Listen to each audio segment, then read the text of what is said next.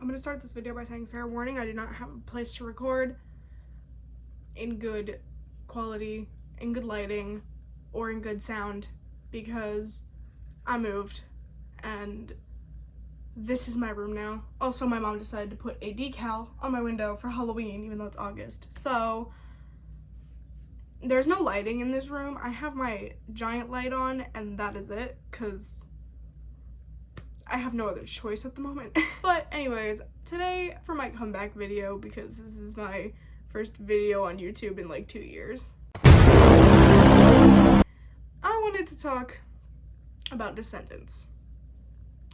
And by the time I post this video, it's probably not gonna be trending anymore, but you know what, that's okay, because I want to ramble. This is gonna be a video of me rambling about comparing the original Descendants movie to, well, this. Yeah.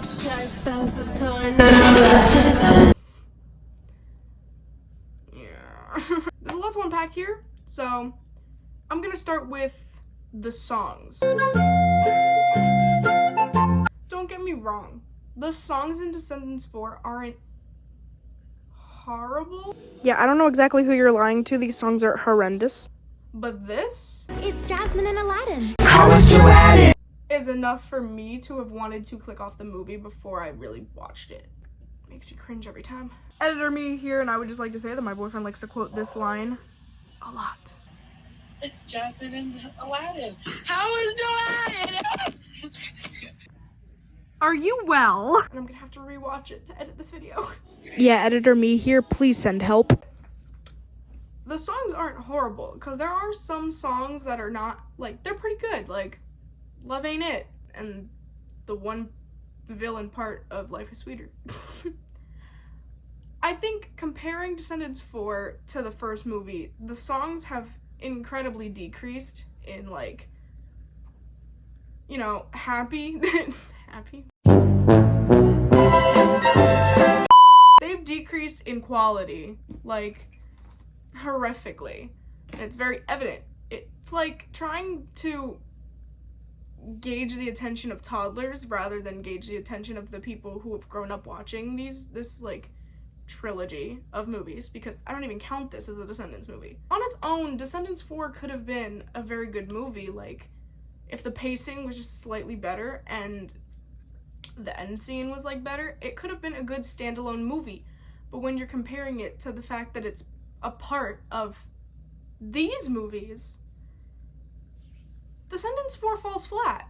It doesn't give you that feel like, yeah, Uma's still here and the fairy godmother is still here and oh, we had to cry because, you know, they decided to put Carlos in a memorial and he's dead in this universe. That's all fine and dandy. But it doesn't feel like a Descendants movie. It doesn't give you that feel for Auradon and what you already knew because it didn't exist yet. They went so far back in time that Auradon didn't exist. And sure, you have the characters that are there, like Maleficent and Hades and Fairy Godmother and these people that we already know and we've established in the first 3 movies, but it just feels like a Descendants ripoff almost. Like, it feels like someone took the Descendants movie, changed the songs, changed the characters, and then gave us this piece of garbage. It just doesn't feel like a Descendants movie. I think the songs play a big part in that, because when we're introduced to Red, it doesn't give you that feeling like we got with Rotten to the Core when we met the core 4 villains of the movie, quote unquote. But to bring Uma and say she's the new principal of Auradon Prep, then to introduce Wonderland into everything just for a plot point doesn't feel like Descendants. It feels like they're grasping at straws. In the first movie, we get introduced to the main characters in a pretty eventful way. We get introduced to Ben at the very beginning, and he says how he wants to make it a different place. He wants to introduce the VKs, because, you know, they deserve a second chance. That the children on the Isle of the Lost be given a chance to live here in Auradon. Another thing I really didn't like, and that didn't feel very Descendants for me personally, was that Red was very adamant about not being like her mother. Think what you want to, boo. I'm nothing like my mom. Her power trip was way too strong. I knew that she was wrong. Which is a total flip around from the original movie, where all Mal wanted was for her mother to appreciate her, to be like her mother. Stealing candy, Mal. So disappointed. It was from a baby. That's my nasty little girl. And then slowly, as the movie progressed, that changed and she wanted good. I'm not you! Well, obviously, you'll get there. No, I will not. And I really wish that you had never gotten there yourself. But for Red, she's always wanted good, and it falls like completely, it messes with you, because I think it would have been personally, I think it would have been a better story if they had Red want to be just like her mother, instead of having this one lackluster scene where she's just like, oh, you think I can't do it? Well, off with your head. Treason! Like, because her mother's pressuring her to do it. It doesn't feel right. And then for the rest of the movie, she's just this goody two-shoes. And yeah, she has this like little evil, quote-unquote, side, like part of her. But it's not like Mal had. Like, Mal was really a badass in the time. Like, she was ready for anything. There's a lot more where that came from. Excuse me, who do you think you are? Do I look like I'm kidding?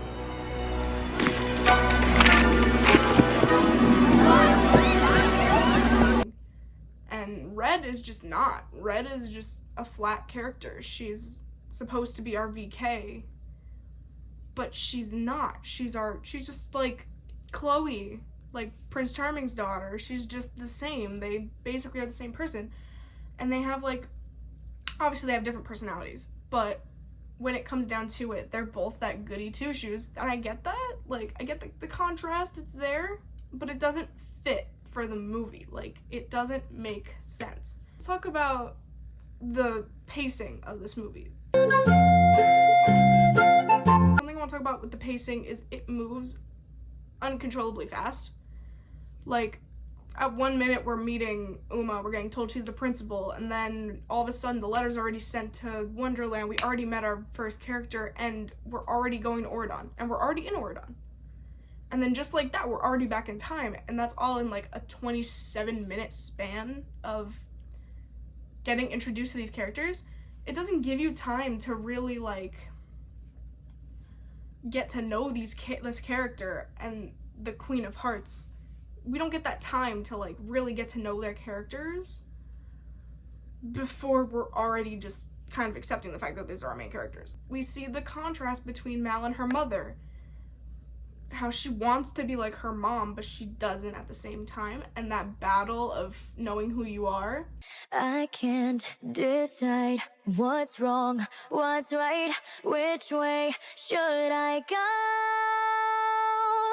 If only I knew what my heart was telling me. Like, If Only was a really good song because it explained like how Mal was feeling in the moment. But with like meeting our character Red, it was so random. Like, we didn't get anything explained to us about Wonderland really, except for the fact that it was where the Queen of Hearts was banished to. Could it really be her? They say there's no one worse. No one's as mean. Mean as the queen. Mean as the queen. You could have given us time to establish the characters, like get to know the characters before we get to Ordon. I really just didn't like Rise of Red. It didn't give me that feel that Descendants gave me, where I can like replay these songs and like dance to them in my bedroom as a child. Like, I didn't get that. Another thing I want to point out is we didn't get a empowering song in this movie. Like, we didn't get like the If Only or the like Space Between or the Once Upon a Time in this movie. We really just got a lot of poppy, and we got like a villain song and a part of the villains. We barely get to know the villains and why they want to punish her so bad. Like, we don't get time. The first movie, I'm using it as an example, they are established, the villains are established, they are mean, they're cruel, they're shown to be that way when Mal takes the candy from a baby and then her mother licks it and sticks it in her armpit and gives it back. We get shown that contrast in how the people of Ordon act between how the people in the Isle act. And then when Maleficent comes back at the end of the movie, we already know her character motive. We know why she's doing it. We know who she is, and we know the character and what would she do, you know? You will go, you will find the fairy godmother, and you will bring me back her magic wand. Easy peasy. For Red and the villain kids from the past, it just doesn't feel like that same energy. We meet them for the first time in Life is Sweeter, which is already midway through the movie, and then we see them again for Perfect Revenge, where they just kind of talk about like, oh, we're gonna spell her, we're gonna do this, you know, but revenge for what? Revenge for the sake of being evil? Like, yeah, you took the cupcakes, you ate them, now you want revenge for something that you did? It just fell flat for me, and that's another point that I'm about to get to. The ending. You, like, would expect a Descendants movie to have, like, that ending battle, that gut-wrenching, like, that real battle, like, in the first movie where it's Mal and Maleficent, the battle between Mal and Maleficent, and the second movie when it's the battle between Uma and Mal. In the third movie, the battle between Audrey and Mal. You expect that final battle to be against the villains of the movie. But instead it's against a book and swords and an owl, a stone owl. I went into watching this movie expecting, like, okay, it's a Descendants movie. They're gonna try and, at the very least, take what the first movie had and try and recreate it at the very worst, but they somehow managed to make this movie worse than I expected. And that's saying a lot. When I watched the ending at first, I was waiting for, like, the villains to just walk in and, like, start fighting them for the book, and, like, this is the sword battle because it's Uma's babysit. But we didn't get that. We got the girls fighting against a bunch of magical swords and a book to get a book. And then the villains come in, they open the book, and then they freeze. What? That's another point, though, that I have. If they take the book and they open it, and they freeze immediately when they open the book, wouldn't that have happened in the first timeline? Because if you, apparently the story behind the book is that it's cursed, that people with bad intentions can't open it.